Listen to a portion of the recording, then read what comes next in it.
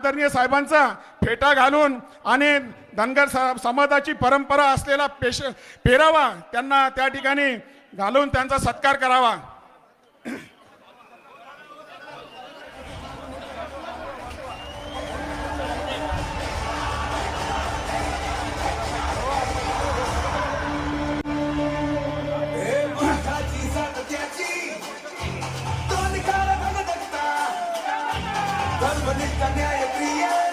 यानंतर मतदारसंघाच्या वतीनं आमदार संजयजी रायमुलकर साहेब, केंद्रीय मंत्री प्रतापरावजी जाधव साहेब यांना विनंती करतो की आपण या सभेला मार्गदर्शन करावं।